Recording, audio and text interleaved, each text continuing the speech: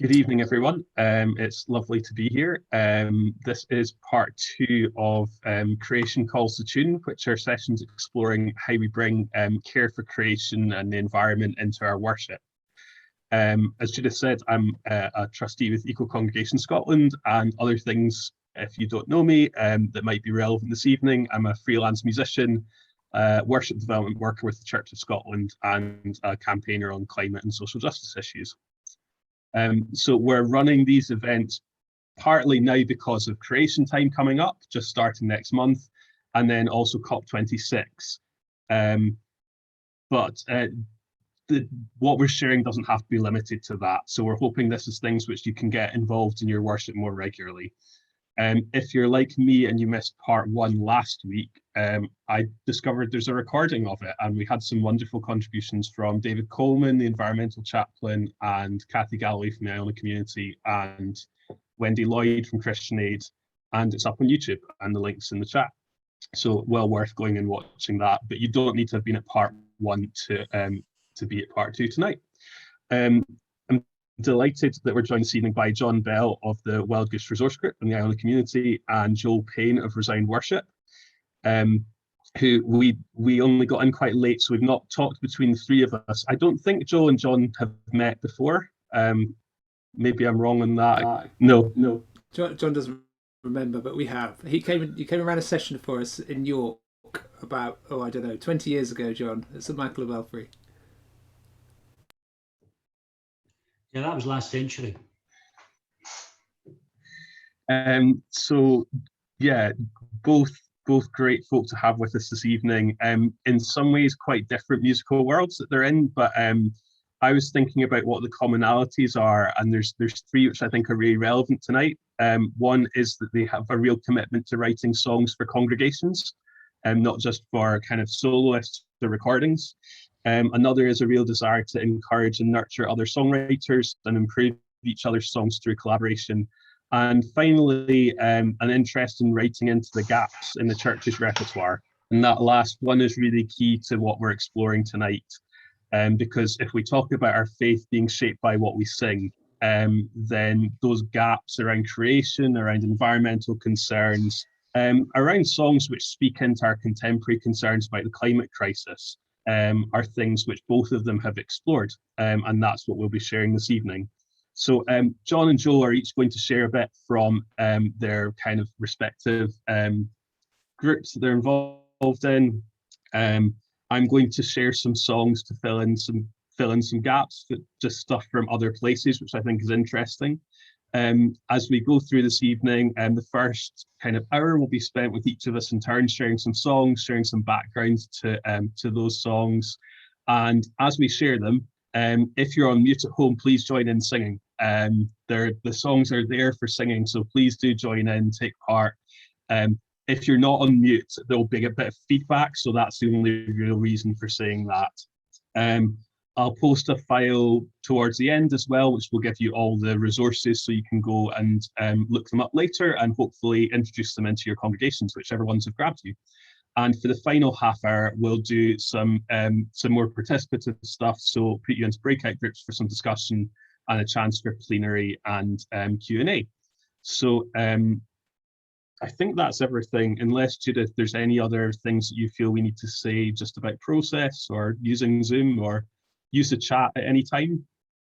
Yes, I think if people want to post questions, if you've got things you want to ask about, just pop them into the chat and we'll try and pick them up from there for you. There will be time in breakout rooms at the end, so you'll have time to ask questions around that point as well. So. Super, thank you very much. So John is going to kick us off, so we'll hand over to him. Well, goedenavond allemaal. That's Dutch for hello everybody. I'm speaking from Amsterdam. I'm really very cautious about this for the simple reason that 2 nights ago I did a Bible study in the manse of the English Reformed Church here, which is a Church of Scotland charge. And we were looking at a psalm which talked about how the darkness enveloped people. And as the time went on, this blessed machine of mine got darker and darker. And at the end of the day, I had almost to kind of put my nose up to the screen so that people could see what I was saying. So I'm in the kitchen, which is the lightest place in the whole house. And I want the first two I'm going to look at are songs for which I've got a great affection and actually not much connection. And they're to do with how in the past, could we say, the past maybe 20, 30 years, there has been a fascination within the Western world of the music that comes from other parts of the world. If you've been following the proms, some people might have been doing that, you'll know that there's been a composition by a Nigerian composer. Last night it was an Argentinian composer. There's been a Sierra Leonese composer as well featured in the classical music genre. And just as in classical music, people have become aware that other parts of the world are producing music which we can respond to, that's already happened in jazz and blues and other kinds of music. Tango rhythms come from Argentina that people dance to, Brazilian jazz, which people like, choral music coming from Miriam Makeba and choirs in the Southern Hemisphere, particularly in South Africa. So these are all with us, and perhaps it's because at this time in our life, we're very aware of the rest of the world. We're very aware that all of us have a responsibility for and suffer from climate change. We're aware that COVID is not something which deals with barriers, but COVID is something which spreads all over the place. And as people move from one part of the world to another, there's the possibility that not just ideas will spread, but viruses might spread as well. But one of my concerns is why within the Christian church have people who love listening to music from other countries or dancing to music from other countries, collecting money in Christian aid for other countries? Why do we not use music from other countries? Is there something wrong with the other churches in the world that it's only the British or European or North American songs that we sing? Now, of course, people might say, oh no, we do sometimes. So we do. I remember when I started in youth work in the Presbytery of Glasgow, Bishop Ting came from China. And because he came from China, we sang Kumbaya. And then Dom Helder Camara came from Recife in Brazil, and we sang Kumbaya. I think we did it for Desmond Tutu as well, because that was the go-to song. If there's somebody coming from abroad, well, we'll have a go-to song, Kumbaya. I remember once going to a church, which will remain nameless, in Glasgow, and I went there because there was an interesting woman speaking called Margaret Miller, who had been minister in Zambia. And the minister said, in honor of Miss Miller from Zambia being here, the choir are going to sing a song from Africa. Well, the song came from South Africa. It didn't come from Zambia. I mean, if I were speaking in Norway and somebody said, in honor of John Bell coming here from Scotland, the choir are going to sing a song from Spain. But maybe people at that time thought that Africa was a country and Zambia was a country, and perhaps they were stuck together. More recently, one has to say, people have gone over the top with we're marching light of God. And then it became, oh, we are dancing in the light of God, and we are smooching in the light of God, and we're shouting in the light of God. And that became the new go-to song, which proves that we are concerned and connected with the rest of the world. But really, it's pretty miserable compared to what we do with folk song, with jazz music, with dance music, and with classical music.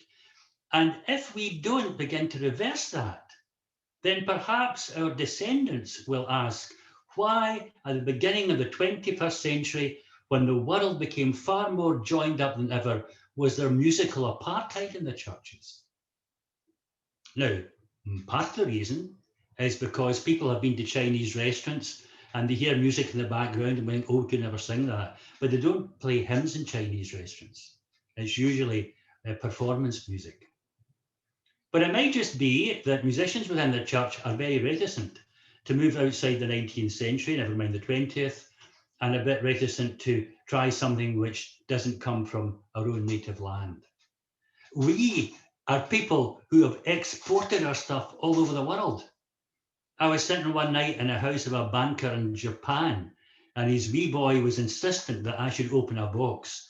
And I wasn't very keen on it because I thought it'll squirt water on me a bit. a snake will jump out.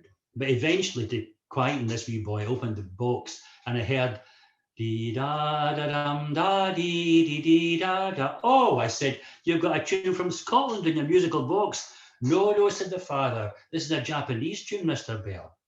Well, this man had a samurai sword in his wardrobe. I certainly wasn't going to argue with him. We have exported all over the world. Now, are we going like Jesus to take from people who are not like us? Because in the Gospels, consistently, from 8 different races, Jesus takes something. So, to a song. First song is a song which is called Alabanza. It's in the church hymn book. I've used that. It's got an interesting pedigree because it was translated, first of all, into English by a former moderator called David Lacey. And one of the things that I discovered when he translated it was that it was all about birds and about flowers, which only appear in Puerto Rico and really not in Glasgow or Edinburgh or Inverness or wherever you live. And so the details have had to be changed to suit a British context. It's a very easy tune. It's not a piano tune, but it can be played on the piano. It is, if you know anything about music, or even if you don't, it's an AA B1 B2 tune. You sing one line, you repeat that line. You sing a second line, and you repeat it with a different ending. And it's a song about creation, and it's a song which says something that none of our, or very few of our creation songs say. I mean, we've got all things bright and beautiful and for the beauty of the earth, and it's all about looking in nature and thinking it's lovely. What we need are songs that talk about 2 things, and this is the first thing. Creation is offering constantly a song of praise to God. The heavens are full of the grandeur of God, and one part of the earth speaks to another in languages we don't understand. When you read these seemingly daft lines like the hills skip like rams and little hills like lambs, or let the rivers clap their hands. What the Psalms there are saying is that creation is full of the music of God. And we in this part of the world, at least in Scotland, with a Celtic heritage, should be aware that that is our heritage. One of the old poems from the Gaelic tradition said, only a fool could praise God in the height when the tiny mindless birds praise him in their flight. And there is a record of people in the Outer Hebrides walking a mile sometimes to the shore for their own private devotions to link their prayer and their praise, the praise of creation. So now I think Iain, who knows much more about technology and music than me, if he would put on the song called Nourished by the Rainfall, we'll listen to it. Nourished by the rainfall, the earth can come alive. Woodlands swell with splendor, the moors and meadows thrive. Flowers of every color now raise their heads in pride, praising God their Maker throughout the countryside. Each flower has its purpose and every petal its place. Each celebrates glory and each speaks of God's grace. All of creation delights to worship the Lord. Let those in God's image respond in deed and word. Every land and nation, each woman, child and man, find their root and reason before the world began. All by God we're destined to hear the Saviour's call and choose to give him nothing or gladly give him all. Each soul has its purpose and every child has its place. Each celebrates glory and each speaks of God's grace. All of creation delights to worship the Lord. Let those in God's image respond in deed and word. La la la la la la la la la la la la la la la la. La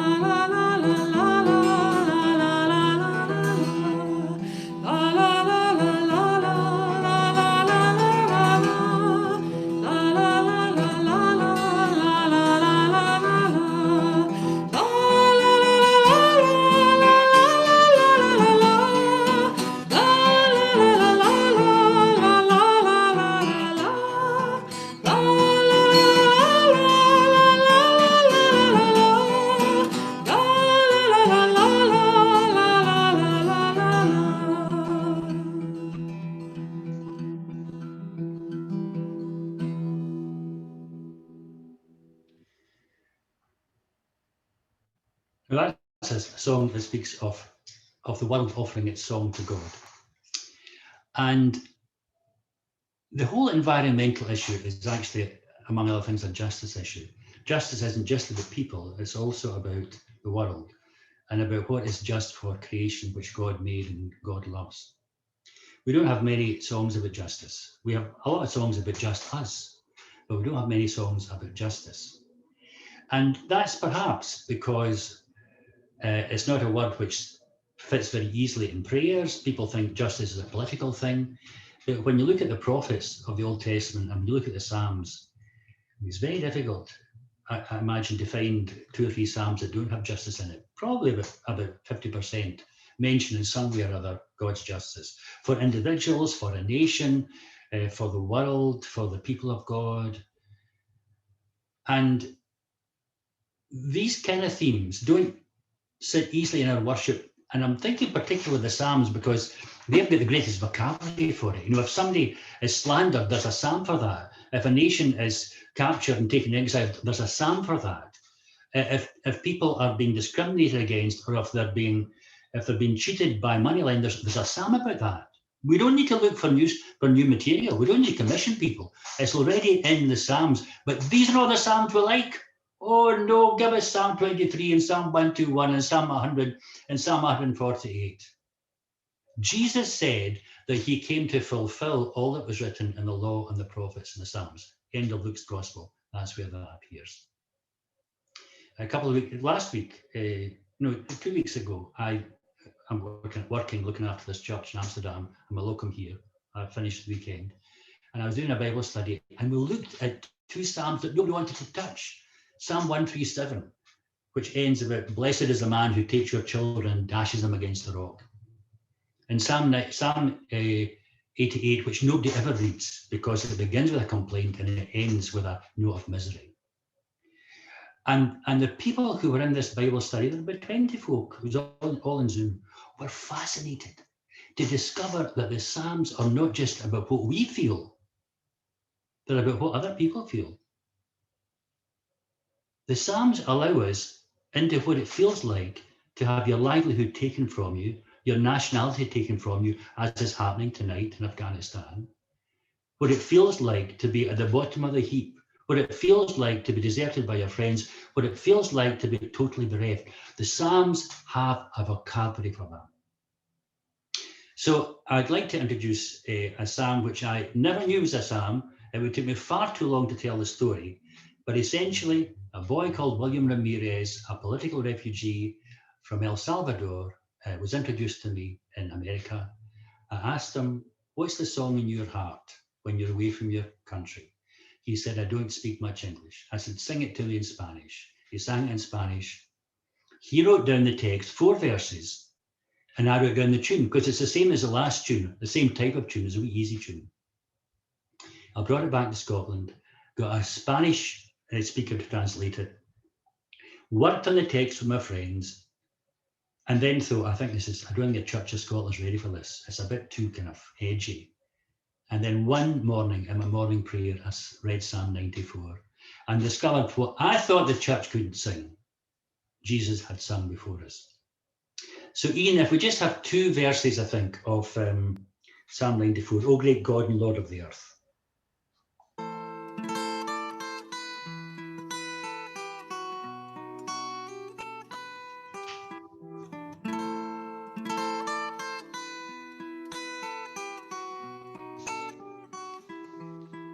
O great God and Lord of the earth, rouse yourself and demonstrate justice.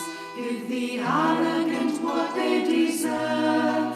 Silence all malevolent boasting. See how some you love are broken, for they know the weight of oppression. Even widows and orphans are murdered, and poor strangers are innocent victims. Those who crush your people delight, claiming God above takes no notice. They proclaim that heaven is blind, that the God of Jacob is silent,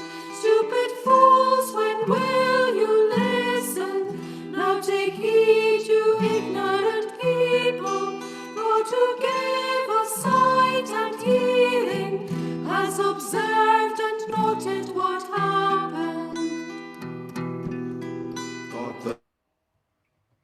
There's another two verses, but if you want to see the original text, Psalm 94 is exactly where these words originate. And I haven't mucked them about, I've just put them in verse. So one more song, and it has to do with creation and with the preservation of creation, because we don't have many songs, as I mentioned, about that. You see, creation never bothered us until recently. Augustine, Calvin, Johnny Knox, Karl Barth, they would talk about creation, never bothered them. And then we come into the second half of the 20th century, and suddenly gradually things begin to appear that we didn't think were regular. And now we're confronted with this crisis of climate change. And Christians have been late in coming into this, partly because of that's political or weirdy-beardy, but also because we don't have a history of thinking about God's gift of creation. And something that was pointed out at the government inquiry into the proposal to destroy a mountain in Harris so that stones could be sent all over Europe to make roads. At that hearing, the hearing the government set up about this proposed destruction of a mountain, Donald MacLeod, who is a professor in the Free Church, made this speech all about theology to the inquiry, saying that the primary purpose of creation is to serve as an indication of the glory of God. God speaks to us through creation as well as through the Bible, Donald said. And therefore, our responsibility is not as masters or as dominators. Our responsibility, according to the book of Genesis, is to be the servants of creation.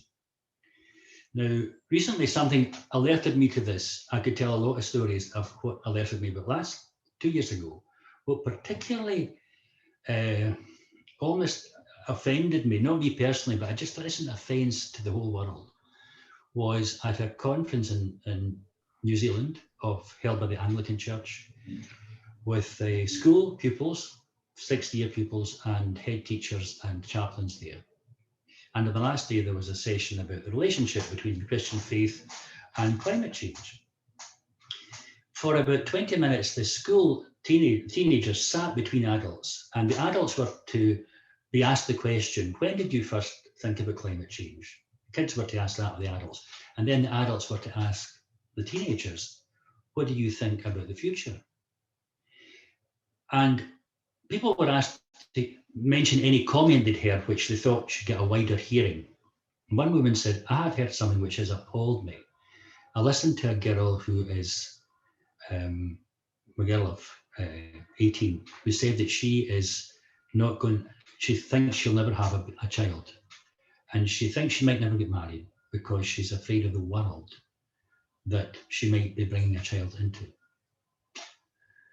And I looked over at this girl and saw that she came from Fiji, where already 3 villages at the shorefront had been cleared because the rising waters of the sea were beginning to devastate the village, and all the inhabitants have had to be moved higher up to higher land. Now, we could all have stories like this. This is a wee song which we're going to hear a couple of verses of, which is called This Is God's World. And it's a bright song, but it is a song about how the care of creation is responsibility of us all.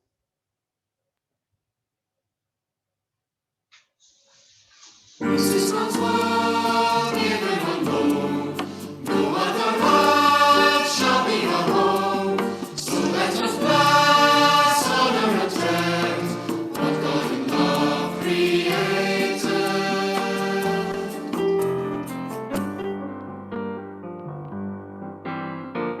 Who dare disorder the song of the earth, silence the concert of infinite worth?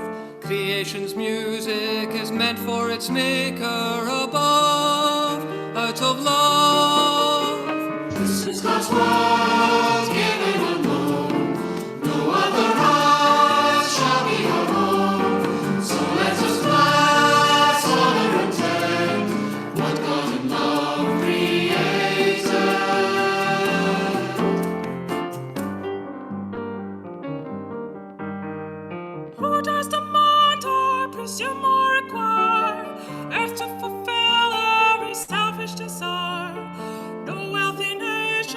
still what the future will need out of greed. This is God's world given alone. No other earth shall be our home. So let us bless, honor, and tend what God in love created.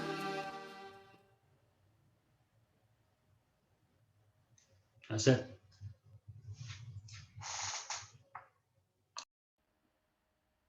Thank you very much, John. That's great. I'll pass over to Joel now from Resound Worship. Thanks very much, Ian. Lovely to be with you this evening. And yeah, as Ian said, I'm part of a group called Resound Worship. We're a collective of songwriters from across the UK, mainly, and one or two overseas these days as well. And we actually emerged from Jubilate hymns, back from Youth Praise back in the day. This is what it all led to in the most recent incarnation. And one of the things we do is we try and write the songs that other people are not writing. There are a lot of worship songs out there, and we sort of want to justify our existence by writing ones that are worth writing and that add something to the church. And clearly there's an area which is to do with creation, ecology, that there's a big gap. And whilst I feel like somebody like John, who we just heard from, has been, and with his colleagues, addressing this for years, in the kind of corner of the church that I'm part of, the slightly more sort of charismatic evangelical kind of wing, it has not been addressed for years. And so there's a big gap to write songs in this style, this contemporary band-led style, that actually deal with some of these issues. And so it was really important to us not only to write the songs, but to try and make them sound like the songs the churches are singing, so that we're not imposing some totally new thing, but we're saying, here's a song, you'll get this, you'll understand the language, you'll understand the musical language, but it's going to talk about some slightly different things. And then hopefully, I think as we've said before, we sing about this stuff, and then because we sing about it, we begin to believe that it's actually a core part of what we believe in. So I'm just going to throw a bunch of songs at you. I'll sing one or two. I'll play some clips and videos as well, and hopefully we can. You'll pick up a few songs. Let me just make sure I share here properly as well. So that's one. Here we go. So now that I'm sharing, so let's jump straight in with this first one, which is it's basically a song that just retells the creation story.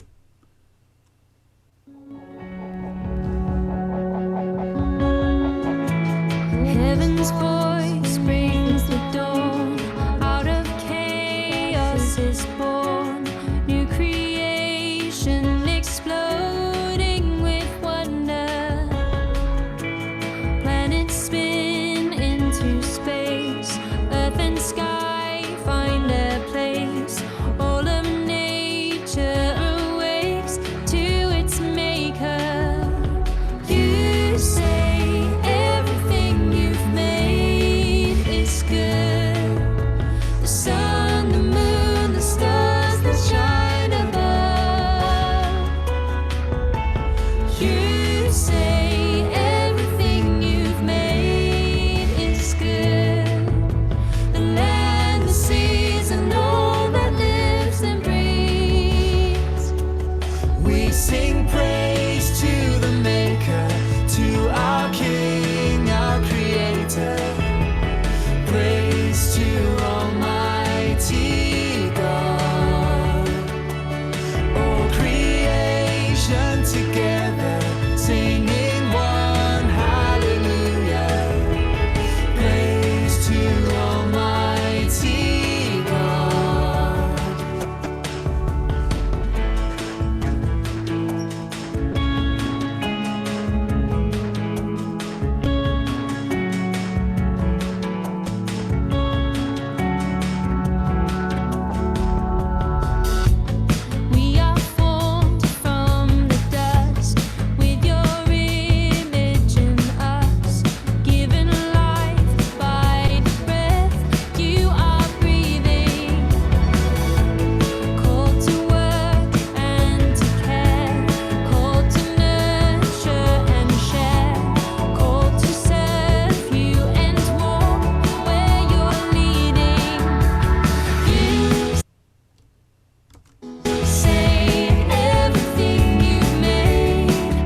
it will skip on there from that one, but you get the kind of idea. Interesting, we don't sing, I don't know about your churches, but in churches I've been involved with, we don't really sing the creation narrative very much. But you see that one, we try to set in context this idea of human, a human role within creation, but actually part of all creation singing one hallelujah. Change of attack here. This is one which is slightly more confessional, slightly more lamenting, with a bit more of a folk sound. Do try and sing along. I'll play this one on the guitar just so you can hear it's different.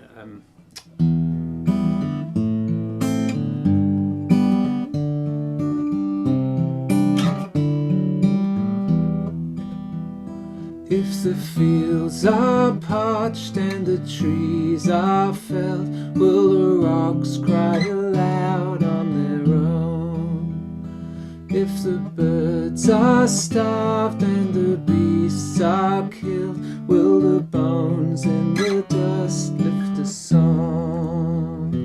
Have mercy, Lord, have mercy, Lord. Forgive our broken ways.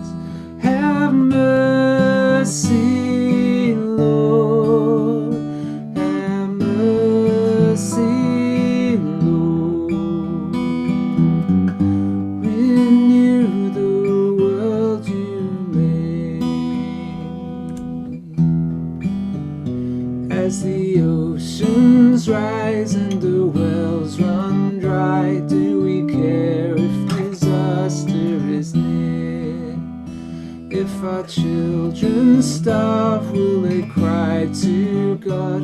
Will they curse us for closing our ears? Have mercy, Lord, have mercy, Lord. Forgive our broken ways. Have mercy, Lord, and so on. You get the idea. Quite nice and simple. The good news is there is a bit of good news in the song as it comes towards the end, because there is a day coming. There is a day of hope. So we sing this lament and we sing these things that challenge us and ask for God's mercy, but do it in the context of hope. And when we were writing the album, we spent some time discussing these things with Peter Harris, the co-founder of Arusha International. And that was one of the things he said is don't just sort of sing the preachy stuff, or don't just sing the stuff that the rest of the world is saying. Remember, as Christians, there's hope to put in there as well. So that was important. We set the collection as songs of creation, ecology and Christian hope. And I actually quite like, I'll just quickly show you, I quite like to use this sometimes after we've sung it, perhaps during some prayer, and I will get people to pray and then pray out loud, perhaps spontaneously, and then we just use this as a little refrain. So sort of say the prayer and then, have mercy, Lord, have mercy, Lord, forgive our broken ways. And the next person might pray. So I like doing that with songs. Grab a little bit. You don't have to use all of it. Let's go to something, another change of tack. This one, we actually opened this album up to the whole world in the sense that we put it out there through all our networks. If anybody's writing a song on these themes, send it to us. We might want to use it. And we did gather a few of those, and two chaps in the States, Paul Zark and Andy Zipf, wrote this one, which is just wonderfully infectious. It starts a verse and a bit in, but just to give you a bit of a flavour of it, I think. Let all creation sing before the Lord, and every nation of the earth rejoice. Let all the trees lift a shout of joy, for the Lord is King. Let the deep waters of the sea resound. Let every mountain, every hill sing out. Let all the fields make a joyful sound, for the Lord is King. Every star and constellation, every wonder in the heavens, silver moon and supernova,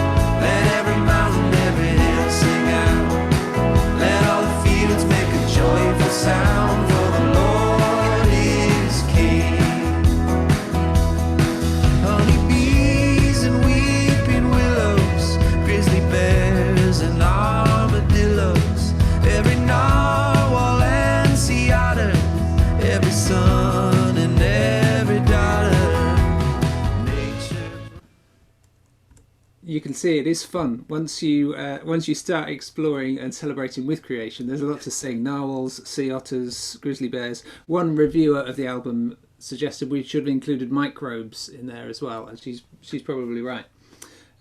Let's throw in another one. This one is more about our action, our response, calling on God to help us and enable us. And you will recognise, let me just find here, you'll recognise the tune. The great thing about this is you can sing along straight away.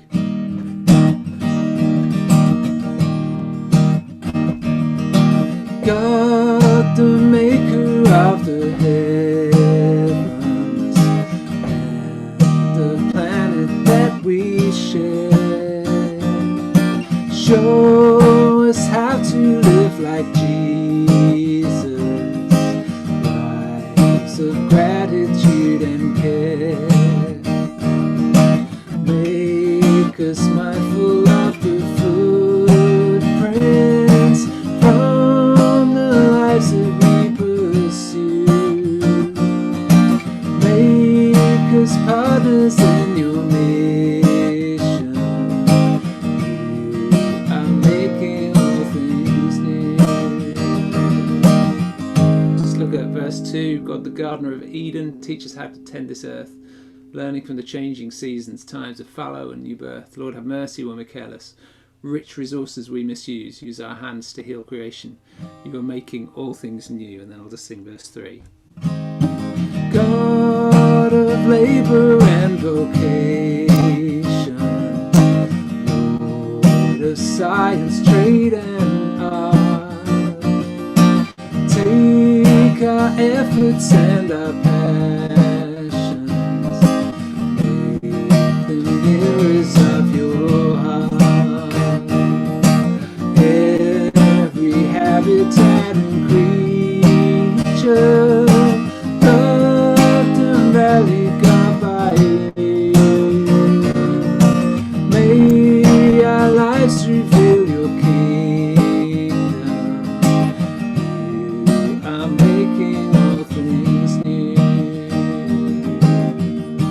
Then on the album there's another kind of little slightly more spontaneous sounding intro that goes on the end. But yeah, you could grab that, sing it straight away. I have to be honest, because on my screen I used to be able to see what's coming next, so I can't remember. So let's just see what's coming. Oh, it's this one. Yeah.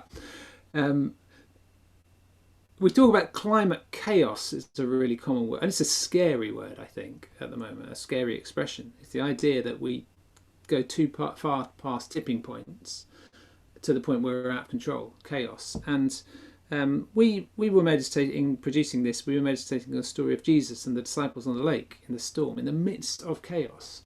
And the thing they actually say to Jesus is, don't you care? Are you actually Lord of this? And I feel like that's a question sometimes we ask. We look around and we think, come on, God. I mean, what are you doing? And it's a kind of a psalm-like thing to say, isn't it? So here's a song that just picks up some of those ideas.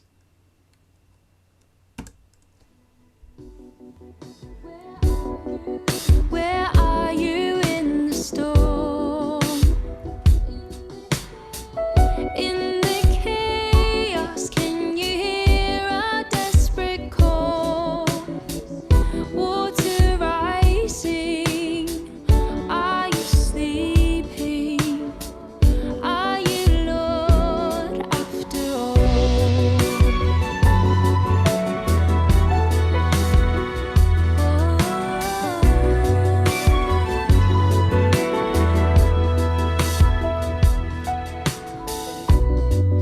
Where are you in the rain?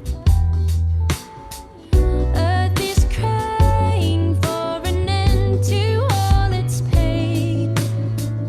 We are sinking, heaven weeping.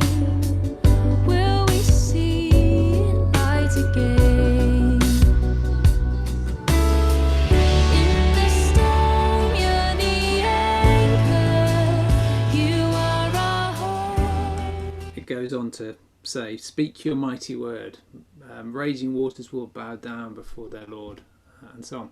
So this is from this collection. It's called Doxicology. Really clever. We took doxology, which is praise, and ecology, which is ecology and put them together into this word. And if you look on the website, we just provide lots of resources for different things. So for each song there's a recording. You can get the backing track without the singing, lead sheets, chord charts, piano scores, choir scores, which are usually not super complex. It's just so if you've got a choir, you can sing it in 4 parts. Instrumental scores, you can do the da ba da ba da ba da, etc.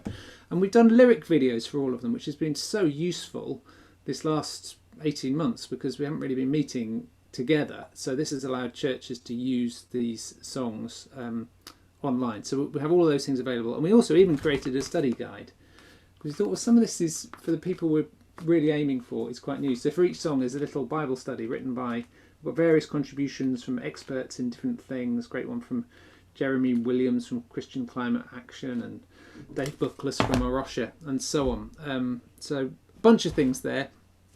I think I've rushed through really well, so I can just play you a clip of one last one. When I was researching things for this, I came across Operation Noah had a new series of Bible studies they'd just produced, and it was called The Tenets of the King. And when you're a songwriter, sometimes you come across an expression and it just has a rhythm, it has a melody straight to it. The tenants of the King. We are the tenants of the King. We are the tenants of the King. And before I knew it, I found my way into this kind of Motown. We are the workers in his garden. So sometimes, even though stylistically you find yourself in a funny place, you just follow it through. And this is a song that came out. We've got this wonderful lady, Cilla Mosley, to sing it for us. So I'll just finish by playing you a clip of this one, and then I can hand over to Ian. Oh, I was going to tell you about the others. You can look them up. You can look on the website, and then you can see the other things that are there.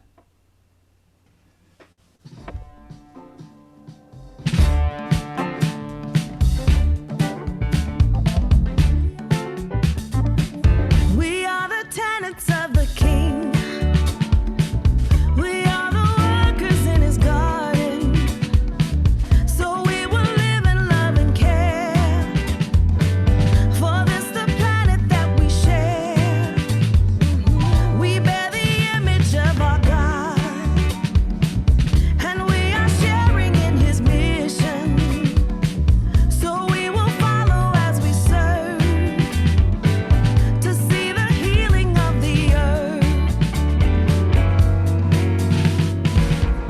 As we wait for the dawning of the day, when the King is coming, we will live for his glory and his praise.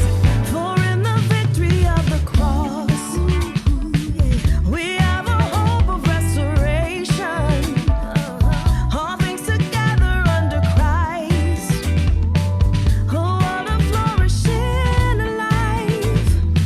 So fill us up and lead us on to see the coming of your kingdom. And we will labor as we sing, for we're the tenants of the King. As we wait for the dawning of the day, when the King is coming, we will live for his glory and his praise. As we wait. I probably ought to hand back over now.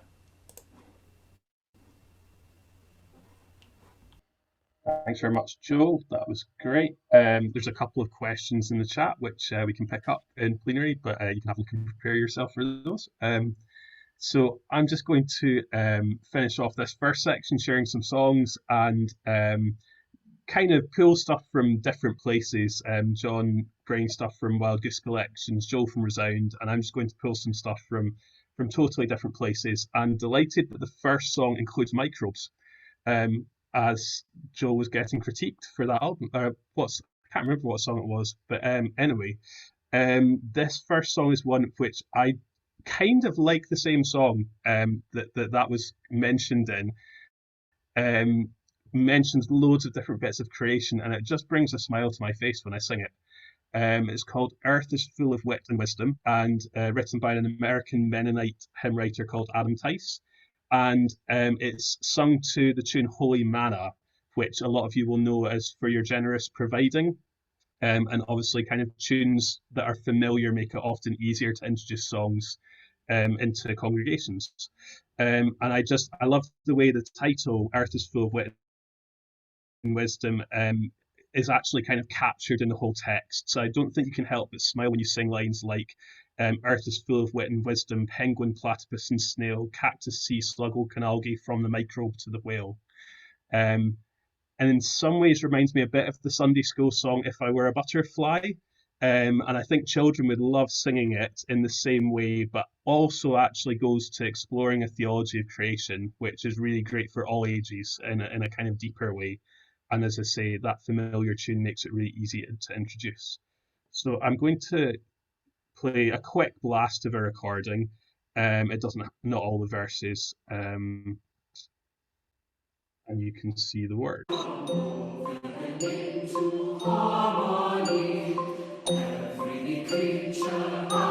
That's verse 2.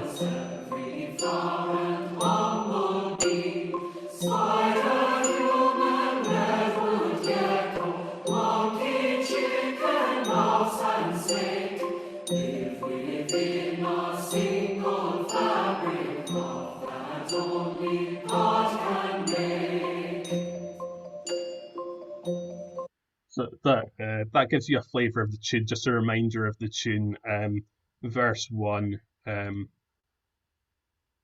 again, kind of lots of different parts of creation all mentioned. And in verse 3, we get that wonderful line I've mentioned already. The second song which I'd like to share is by a writer from New Zealand who I think a lot of you will probably know, Shirley Arena Murray, with a tune by probably one of the most prominent Asian composers of church music, Sui Hong Lim. And I've been really struck looking at some of Shirley Arena Murray's text going all the way back to the 1990s, how far ahead of her time she really was. Both in terms of writing about concern for creation and environment, but also her theological place that she was coming from in that, which I actually think is much more contemporary than the mainstream kind of environmental theology of the time. And this one, as you'll see on the screen, is called A Lament for the Earth. And Joel's kind of already picked up on it a little bit on the importance of lament. It's something which can sometimes get a bit overlooked in our worship.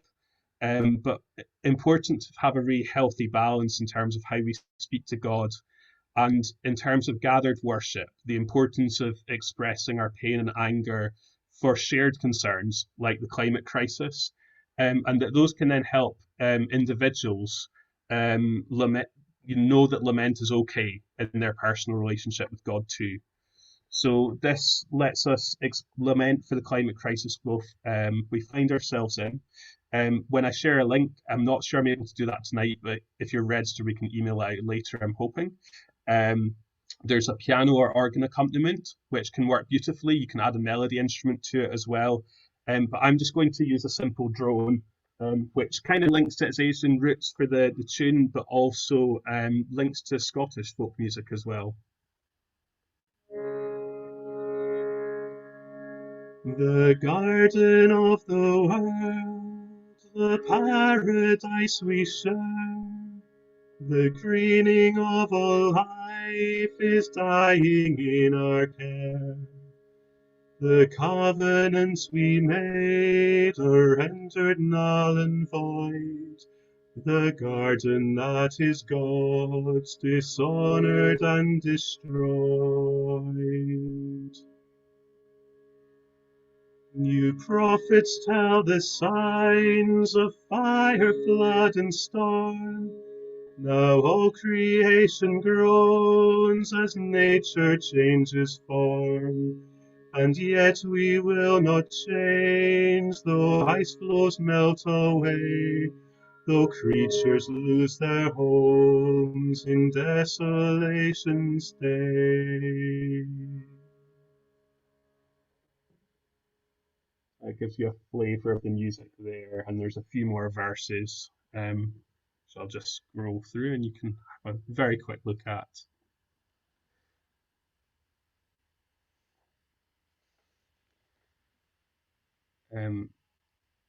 So the next song I'm going to share is also written by a New Zealander, this time a Presbyterian minister called Malcolm Gordon. But it does have a Scottish link in that it was written as part of a project run by Fetteresso Church in Stonehaven, which was encouraging conversation between science and faith. And it's inspired by a quote from St. John of Damascus, who was a 7th century Orthodox monk, who said, "The whole earth is a living icon of the face of God." And one of the really helpful things I think about this is that it takes us beyond some of the problematic anthropocentric, sorry, that's a tongue twister to say, the problematic anthropocentric ways in which Genesis 1 has often been interpreted, where because humans are made in the image of God, we flip that on its head and say that God is only made in the image of humans. So instead, this song invites us to reflect that the whole earth shows us a living image of God. Something which I know, and actually from talking to people during the last 18 months, has particularly hit home for so many people where they found God in creation. But perhaps we don't really sing about it much in church. So this is a song which does that.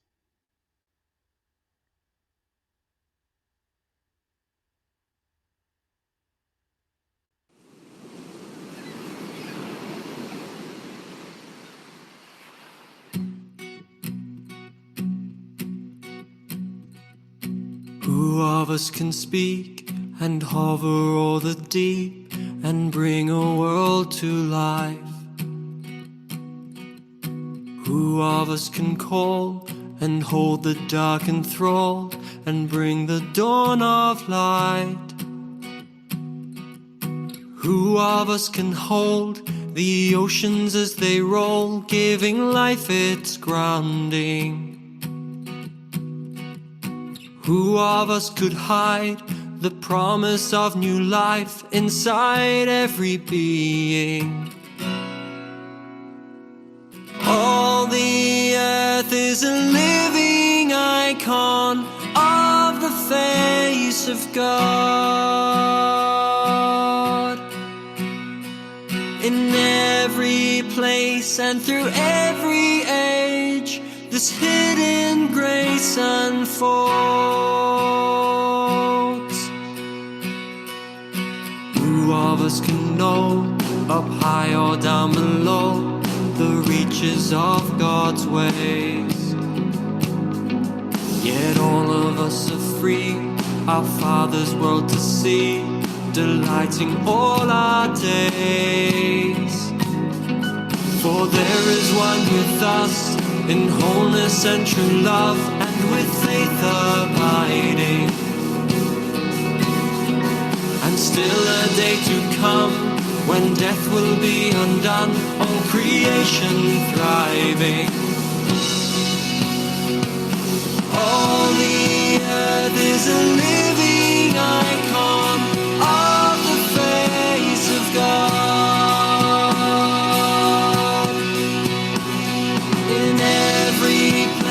And through every age, this hidden grace unfolds.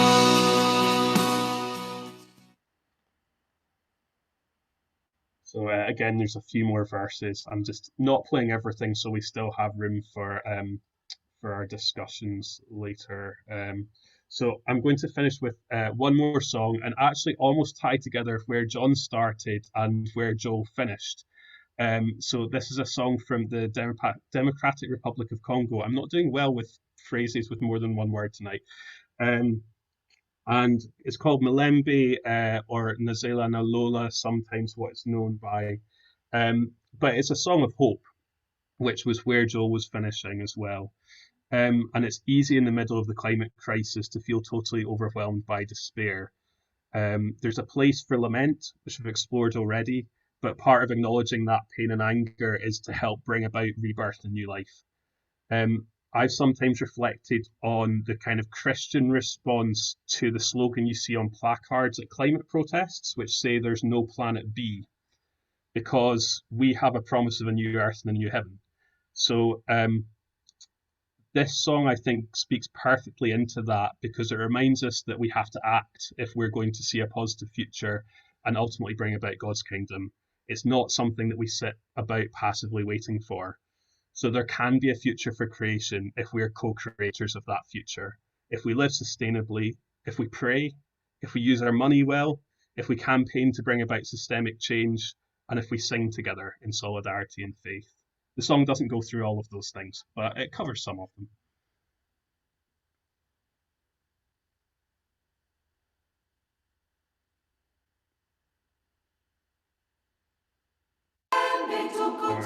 Had the volume down. There we go.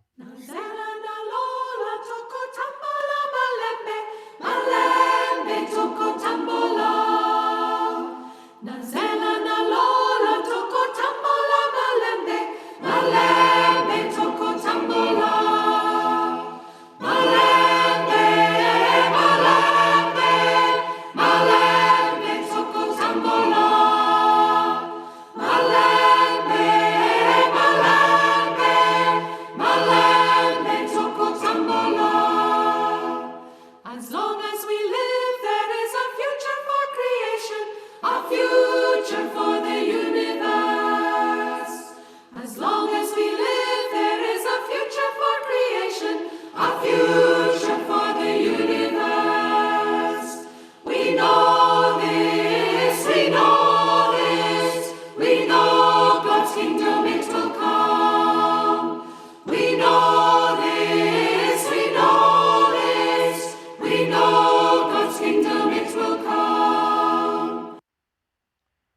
Gives you a wee snippet of the original language and the English, and it's what sometimes gets called a zipper song, so you then just substitute one word in every verse. So there we go, an hour, and I counted 7, I can't remember how many songs Joel shared. I think we're about 15 songs, or between 10 and 15 songs. So hopefully amongst that, you'll have found something which speaks to you. You'll probably also have found things which don't work for you, which is absolutely fine. I'll hand over to Judith now, and we're going to give you a chance in breakout groups and then in plenary to chat a bit about that amongst yourselves, and then an opportunity to ask questions back to the three of us. Okay, so just a minute, we're going to pop you into breakout rooms, and we've got 3 questions for you. I've put them into the chat there, but we'll also post them into the chat when you go into the breakout room so we can be certain that you can see it.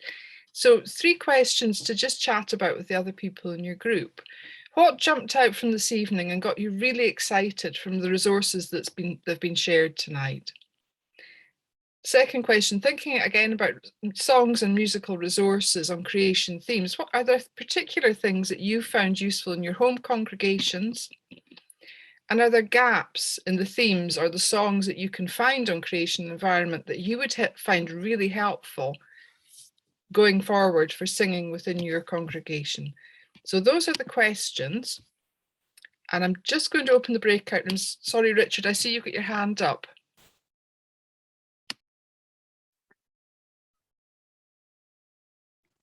Do you want to unmute?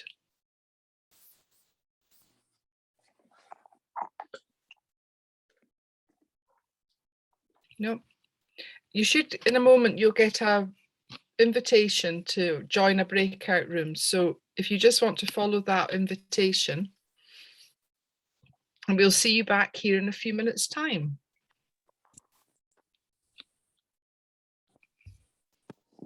Don't want to do this. Clearly. Hello. Hello.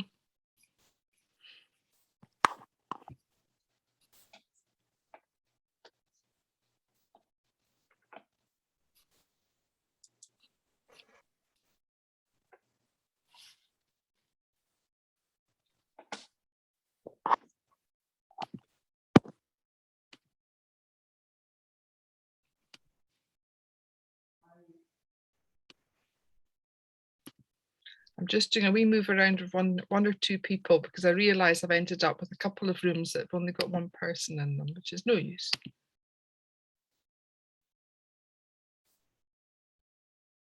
There we go.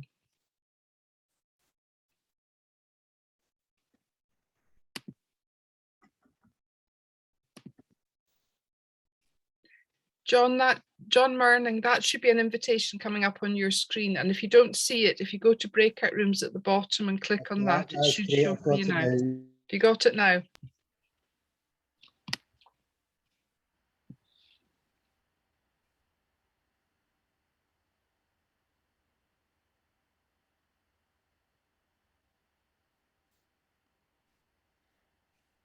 Thanks, Joe and John. I realise we kind of rushed into that because we...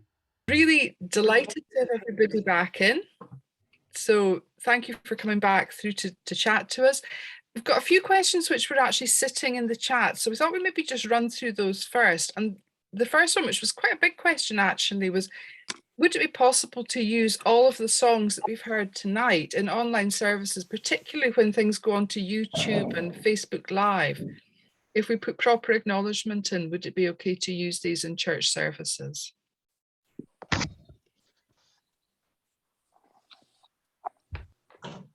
So Ian, I'm going to go to you first. I was going to say, I think Joe should start because I think he probably has the clearest answer. Yeah. And then John, and then come back to me. Yeah. Okay. I mean, I can answer on behalf of the Resound worship ones. So we make these videos available deliberately so that you can use them online. And what we've said is if you come and get the video, then as far as we're concerned, you've then got the permission to use it. But we do also ask if you do have a CCLI or one license, streaming license, then reporting it really helps us. We get some income.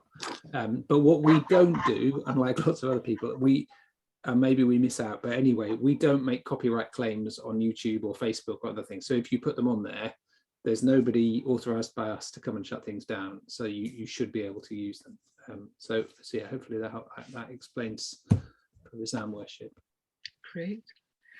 And John, from your point of view? Well, I'm the worst person to ask. I've got no idea about that at all. But I think with our stuff, it's very easy. If people go to the Wild Goose Resource Group, WGRG, or the Iona community, there's a link to our administrator and she'll tell you everything. But I think we have as few difficulties as possible in letting people use material. And the same as Joel, if people have got a CCL license, then just note down what you use. Brilliant. Okay, Ian, you were going to have a more complicated answer, I fear. Yeah, I mean, because none of the stuff I shared is stuff that I am part of any organization which owns it. I can't give you any permissions for any of it. What I'll do is I'll post in the chat a guide that I produced last year. There's been a few things that have been updated since, but it's pretty much accurate on church copyright and licensing in online services. I know one of Joel's colleagues has also done a really useful guide, and I don't know if he has the link for that to hand. I'll post that in the chat, and that at least gives you a general guide, and you would have to follow that general guide for any of the songs which I shared. The next question that's sitting in there is well, it's really a comment as much as anything, but it came from Judith Harrison, and it was just a concern about persuading the organist to actually play some of these tunes. I don't know if you've kind of had that answered, that, for some of this, we're okay for copyright. It's just persuading people maybe to give it a go. Francine was asking, have you any plans to form a choir or a musical mob to sing some of this during COP26? I'm going to go to Joel first, because you did answer this one in the chat, but I'm going to ask both of you as well, Ian and John as well. Sure. Well, no plans for a musical mob as such, but we are taking our album on tour, sounds very posh, doesn't it, during COP26. So we're going to be traveling around different churches, and we're going to finish up in Glasgow during the whole run. And so we're going to we'll perform the songs, get people to join in singing them, teach the songs, talk about them. We've actually got a Russia joining with us as well, and they're going to come and provide 2 speakers and so on, talk about Eco Church and other things. And we're also going to get live updates from Glasgow every day. So somebody is going to come in and tell us what's been discussed, what are they doing the next day, and then we're going to pray where we are. So that we will end up in Glasgow on the 11th. I haven't got 100% confirmed yet, so I can't tell you exactly where, but it's looking very, very likely. and news will appear somewhere, I guess, of that, or certainly on our website. If you want to visit there at some point, it will tell you. Great. And will you be live streaming what you're doing as well? We're not planning to, but no. So unless we turn up at a church that has all the stuff set up and ready to go, probably not. Because it'd just be a bridge too far for us. Okay. But it's maybe it's possible for the final one. That could maybe happen, because we'll be involved with a few different groups there. That's wonderful, because people all over Scotland would be delighted if that's what you're doing. That would be fantastic. But those of you that are lucky enough to be in Glasgow, there's something to really go along to. John, what about yourself? Are you doing a musical mob during COP? Well, once I get back from the continent of Europe and have a meeting with Iain, then we might well do that. There is a vigil which is happening, which is for everybody. But I think from what we've discussed tonight, I think there's a possibility that something will happen. I should also say that my resort, the Wild Goose Resource Group, within the Iona community, has just published an order of worship. If people want to spend a morning or an evening thinking about the issues that we've been talking about tonight and have songs to sing, then that's available from us and it can be downloaded. So just go to WGRG Wild Goose Resource Group and the material will be there. And the question that you mentioned before about organists, the organist doesn't need to do everything. If you've got some kid who's got a guitar, then get that kid to play the guitar. Don't think that everything has to come through a 3-manual pipe organ. God did not, it's the only instrument that's not mentioned in the Bible. The guitar and the fiddle and the drums are all free. They'd kick me out of the church. Oh dear. We've got an organist feeling very sad now, have we? Iain, what about yourself, music-wise, over the 2 weeks of COP? Any plans? I have an email that I've not responded to, and I hope the person I've not responded to isn't on the call tonight, asking if I could help prepare for a Teze service, which I know is happening. I think the Teze community are coming and hosting it themselves, so I'm not involved in leading that, but might help prepare it. But I could recommend that if you look out. I know that Glasgow Church's COP20. Stephen can give the proper name for that. There's a whole range of worship stuff planned. So do keep an eye out for that. Eco Congregation Scotland have been involved in planning that. And like John, I also kind of wanted to go back to the last comment. I don't want to take offence as a former cathedral organ scholar about the organ being abandoned here, but no, I would agree about the range of instruments being important, but also I think I shared a song which is touching that can be done on the organ, but new words. Joel similarly led one on the guitar, but you could quite easily do God the Maker of the Heavens using the straighter organ version of that. So there is stuff out there where you can just start to find new ways in, even if people are a little resistant. And I think new words to well-known tunes is one of the most obvious of those. So hopefully at least even those 2 songs would be helpful. Great, thank you. Have we any other questions from people? Because it'd be great to hear a bit about what you spoke about in your chat groups, or if there's any other sort of burning questions tonight for our speakers. When John mentioned drum, and that frightens people a wee bit, but we need that sort of information for a percussion group, and it'd be nice if the musicians included some percussion with their music when it's printed. Right. Yeah. Our group had one of our group raised a very interesting thought that very often the creation stuff is about the big things, but whoever writes about some of the beauty that can be found in the ugly places of our world, I can't remember who it was now that raised it. Was it? It was me more than Christopher through in Milton. That's right. You said it very well. Just finding beauty in the gap sites and the dandelions and the trees growing through the cracks and whatever else, right, as opposed to always having to have Yosemite National Park as the backdrop and grand waterfalls and everything that no one would disagree with as being beautiful. But what about some of the the more everyday ecology for lots of people, at least, who aren't blessed to live in the Highlands. Yeah, I know. But I think it's an interesting one, actually. Sorry? No. I think it was just a wee bit of resound between the different screens, Marvin. It's okay. Oh, right, right. I was just saying, I think it's a very interesting idea that Christopher raised, actually. I really do. Yes, we maybe don't actually talk about urban environments enough as part of nature. I tend to forget there's a lot of nature living in very urban places as well. Have we any other questions? Barry? You'll need to unmute though.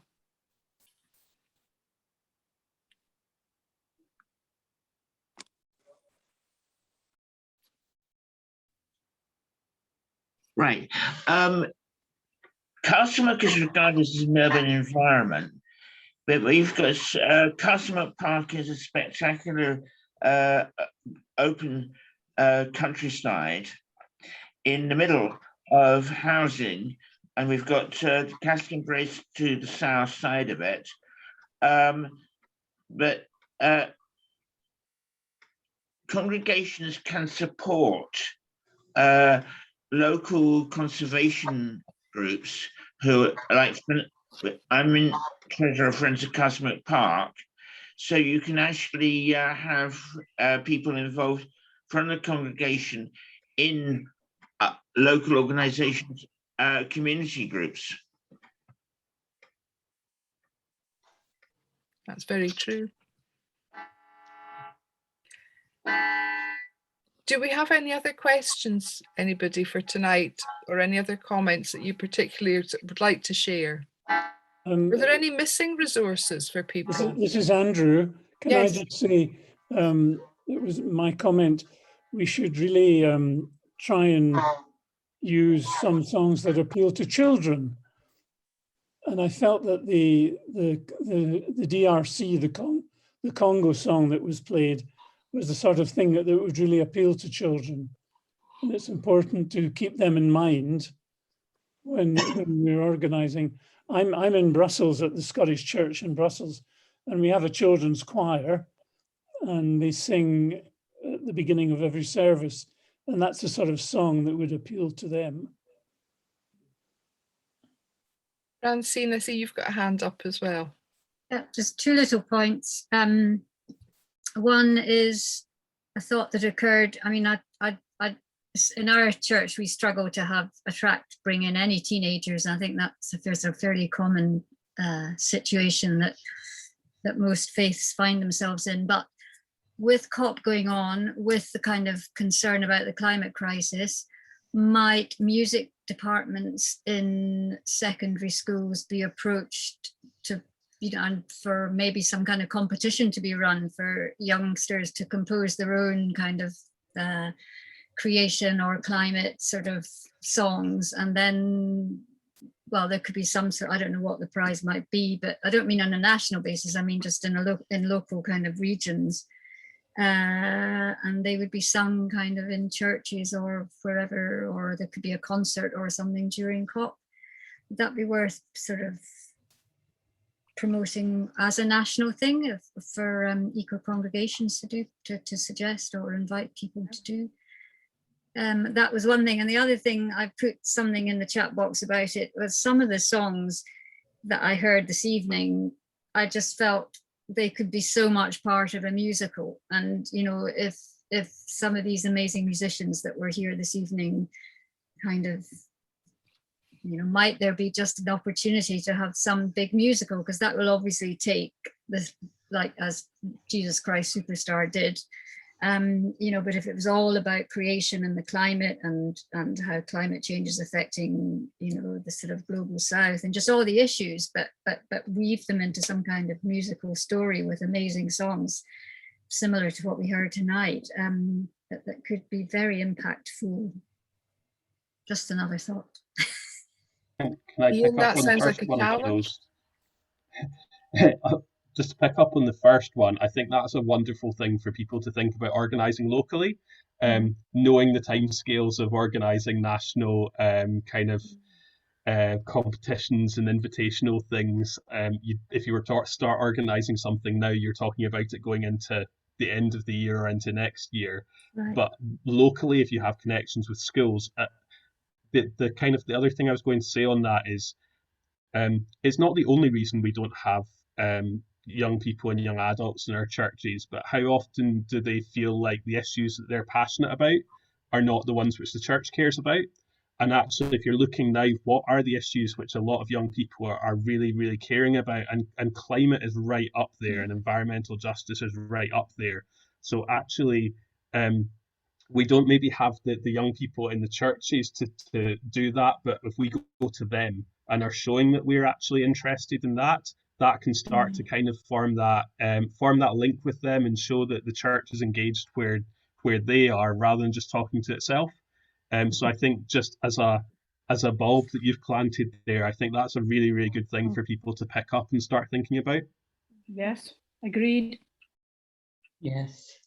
Lots of opportunities there to do some joined up working between churches and schools, because the children, very young children, even in schools, have got so much expertise to share with you in your churches and in your congregations. So well worth thinking about that.